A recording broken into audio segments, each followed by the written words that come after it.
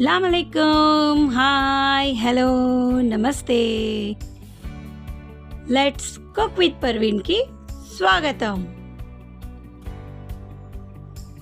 పచ్చడి చూడగానే నోరూరింది కదండి.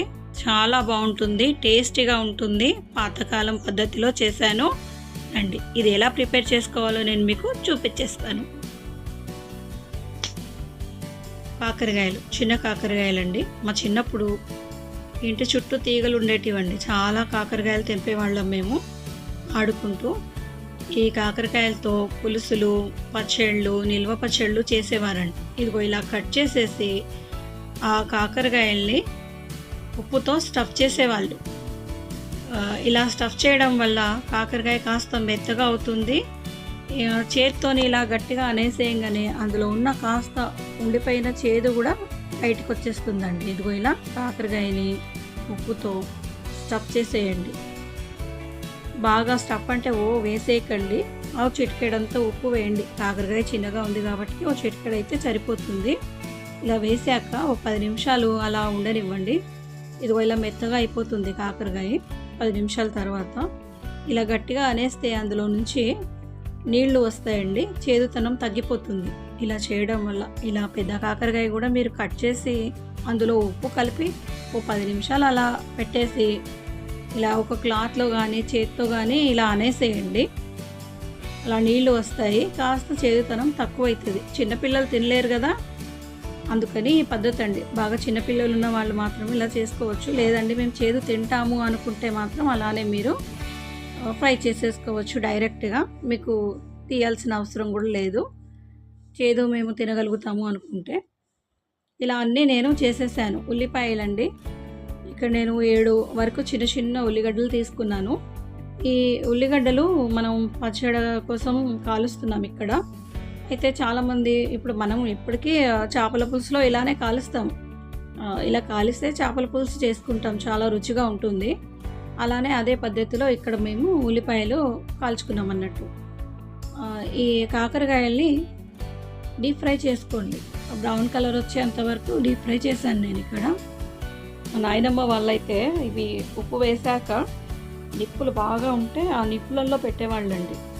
అయితే అలా ఇప్పుడు పెట్టడం కుదరదు కదండి. ఇప్పుడు అన్ని నిప్పులు ఇప్పుడు ఉండట్లేదు. సాధారణంగా అందరి ఇళ్ళలో గ్యాస్ పొయ్యిలే ఉన్నాయి ఇప్పుడు. అయితే ఇప్పుడు మనం ఇక్కడ ఇలా ఫ్రై చేసుకుందాం.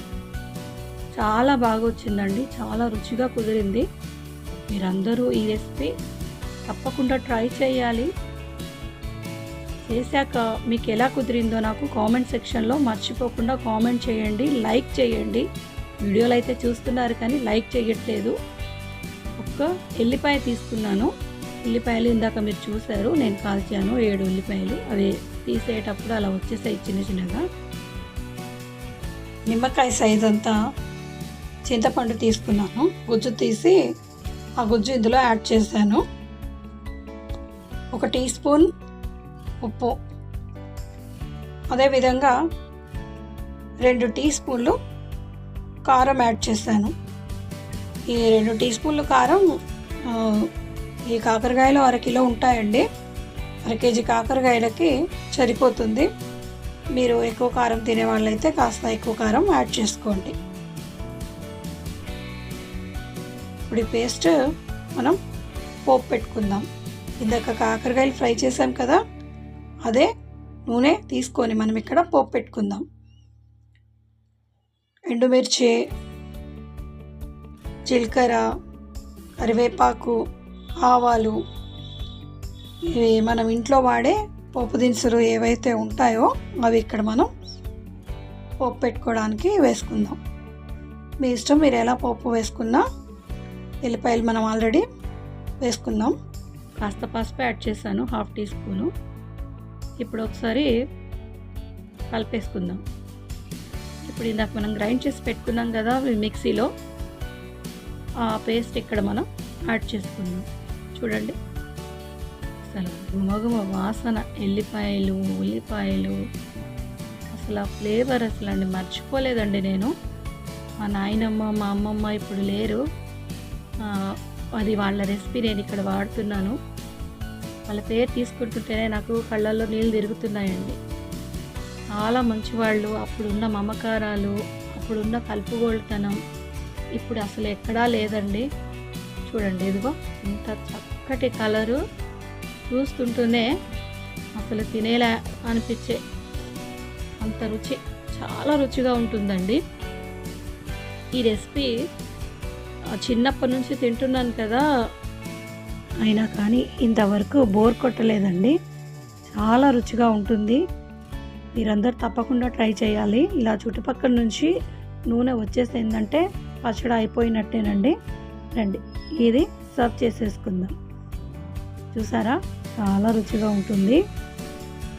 ఇదే పద్ధతిలో పెద్ద కాకరకాయ కూడా చేసుకోవచ్చా అని అడుగుతారండి చాలామంది. చేసుకోవచ్చు. కాస్త చిన్న చిన్నగా ముక్కలు చేసుకోండి. వీడియో కనుక నచ్చినట్టయితే లైక్, షేర్, కామెంట్ చేయండి. Thank you for watching.